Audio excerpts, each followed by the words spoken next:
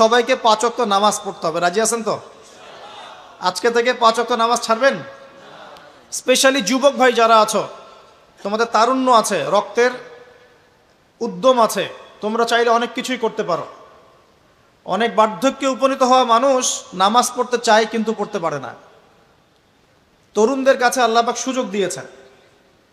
আর ইসলামের বিরোধী শক্তি যারা আছে তারা খুব ভালো করেই জানে কিন্তু যে ইসলামের বিজয়ে সবচেয়ে বড় ভূমিকা রাখতে পারে তরুণ সমাজ, যুবক সমাজ, যুব সমাজ, তরুণ প্রজন্ম। এ কারণেই তো দেখবেন তরুণ প্রজন্মকে তাদের উদ্দেশ্য থেকে সরিয়ে দেওয়ার জন্যে তারা আপনার সামনে অনেকগুলো টোপ দিয়ে দিয়েছে। দেখাবো টোপ কয়েকটা। 1 নম্বর টোপ দিয়েছে মেয়ে নারী জাতি। মেয়েদেরকে বেপর্দা করে তোমার সামনে উপস্থাপন করে দিয়েছে, ফ্রি মিক্সিং। এখন তুমি আর ঈমান ধরে রাখতে পারছো না। এটা পরিকল্পিত ছিল, কারণ আল্লাহ পাক বলছেন যুজ্জিনা লিন-নাস হুব্বুশ শাহাওয়াতি মিনান নিসা।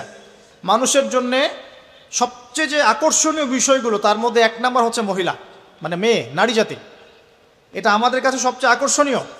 আল্লাহ পাকের সবচেয়ে সুন্দর সৃষ্টিকে মানুষ না, মানুষের মধ্যে আল্লাহ পাকের সবচেয়ে শ্রেষ্ঠ সৃষ্টিকে নারী জাতি। আল্লাহ পাক তাদেরকে সুন্দর করে সৃষ্টি করেছেন, তাই নয় কি?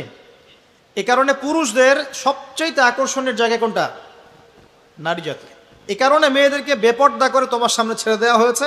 জেনা বেড়েছে, ব্যভিচার বেড়েছে, ফ্রি মিক্সিং বেড়েছে, ধর্ষণ বেড়েছে, এই যে হারাম প্রেমের সম্পর্কগুলো বেড়েছে। যুবকেরা তাদের জীবনের উদ্দেশ্য ভুলে গেছে। আমার কথা কি বুঝতে পারছেন?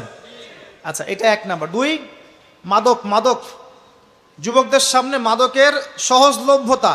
চাইলেই হাত বাড়ালেই মাদক, হাত বাড়ালেই ইয়াবা, হাত বাড়ালেই ফেন্সিডিল, হাত বাড়ালেই হেরোইন, তাই না? কথা ঠিক না বেঠিক? যদি কেউ চায় যে আমি আজকে রাত্রে মাদক খাবো, সে পারবে, হাত বাড়ালেই পারবে। এখনকার